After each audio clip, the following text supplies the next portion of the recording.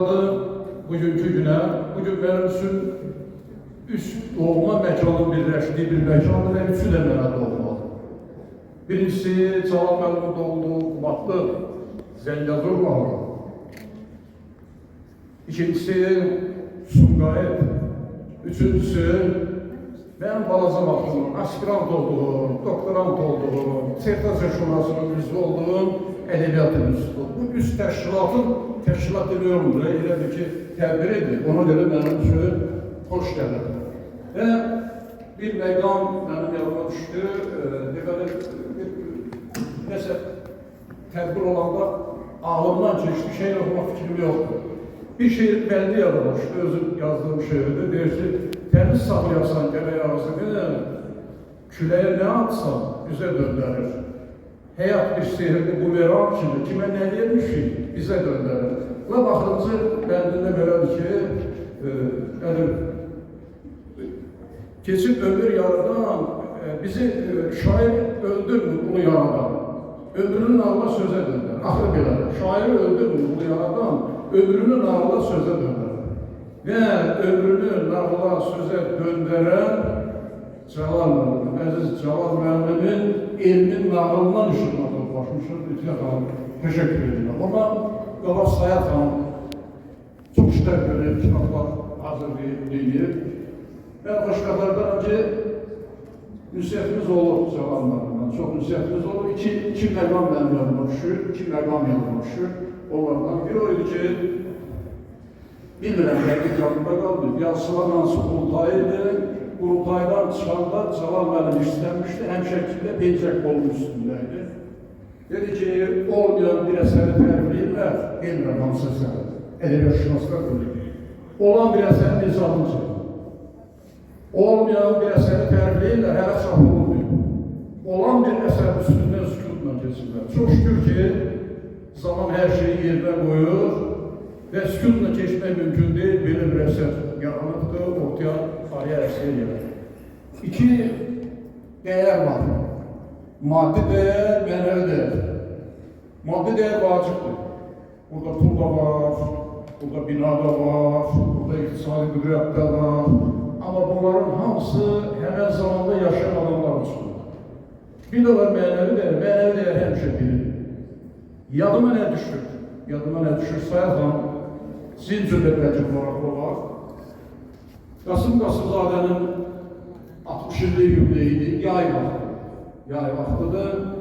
Rəhmətli Zöhrəm müəllimin katib olduğu vaxtı. Oradan bir maşın göndərirlər, o vaxt maşın yoxdur, qaz 24 var, hər adam olurdu. Kimin maşını bilmirəm. Qarşıda əyləşmişdi Quluq Əlulov, Allah rəhmət eləsin.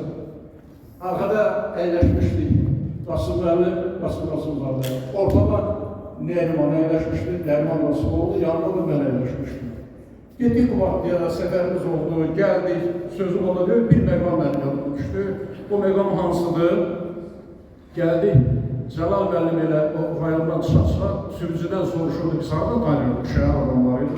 Mən kənddə də olsam da Qəziyanı tanımırdım ki, deyir ki, Cəlalın bağı haradadır, Cəlalın bağı haradadır. O belə ötkən danışan adamdır. Sağlarlar bağın yerini dedilər. O qədər gilas var idi. Ağın üstündə o qədər gilas var idi. O gilasları bunu müəllim belə bir var şey, belə dəri deyərsən, belə şaxlayırdı, yığırdı başına, yığırdı başına. Mən də bir uşaqsadə öldüm, mən dedim ki, bunu müəllim pişirib bağlayıb verir. Acıq tutdum mən, dedim, istəmirsən sən yemə, sən nə işə yox, mən belə deyim. Yəni belə bir ərkidən gəldim. İndi Cəlal müəllimin o bağı yoxdur. Getmişdim, ziyarət eləmişdim, gəlmişdim. O doğma məkanda bir dənə sağ bina qalmayıb. Amma mənəviyyatımız yaşıyor. Oradan sağ çıxan bizim mənəviyyatımızdır. O cümlədən də Cəlal müəllimin xatirələrdir. Bir məqamı da xatırladım sadəcə. Bu ədəbiyyat üstündə doğma adamları var. Mən onlardan qabaqçı nəslin nümayəndəsiyəm. Mən onlardan qabaqçı nəsil ədəbiyyat üstündə aspirant olmuşdum. Hələ ora gəlməmişdən mən şair idim, şeirlərim çap olurdu, haqqında uğur yol yazmışdı, kitablarım olmuşdu. Amma elm sevdasına düşəndə ilk yazdığım məqalələrdən biri adlanırdı misralara bölünməmiş şeir adlanırdı. bir memar idi. Onu mən yazmışdım Cəlal Bəykuşadın Dərilməmiş Satırlar kitabı haqqında. Və axırda bir söz yazmışdım. O da nədən ibarət idi? Deyir ki, Jules Renard öz məşhur gündəliyində yazır ki, əsl nəsl əsəri misralara bölünməmiş şeiri xatırlatmalıdır. Və mən də yazmışdım ki, Cəlal müəllimin və nümunələr gətirmişdim. Bədii nümunələr gətirmişdim. Cəlal müəllimin əsərləri də misralara bölünməmiş nəsli xatırlatır. Cəlal müəllim tarixin yaddaşından sıyrılıb gələn bir adamdır. Cəlal müəllim Bozatın belindən yazmışdı. Cəlal müəllim sıyrılmış qılıncı yazmışdı. Və mənim yadıma düşür, Bəhruz bəy, siz televiziya işçisiniz və ictimai televiziyada çağırmışlar, sual belə qoymuşlar mənim üçün ki, bilmirəm nəyə görürsə, mənə ancaq ünvanlamışlar. Deyirlər ki, bizim ədəbiyyatımız, mədəniyyətimiz Biləcəkdən o tərəfə keçmir.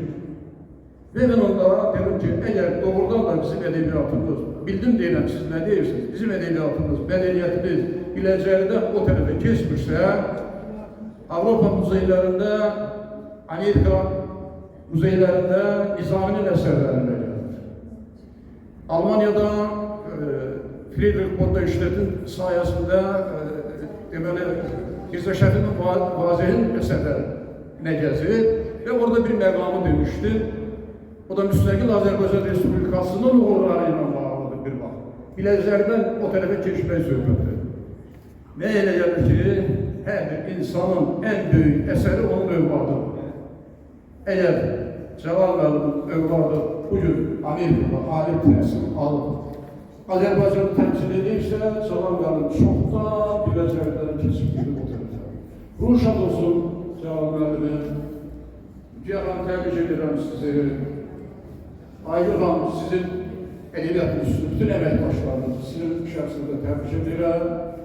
Allah verməli, sizə təşəkkür bildirirəm, məni dəvət edildiyinizə görə məclisə. Elə bilirəm ki, qağamızın ruhu şad.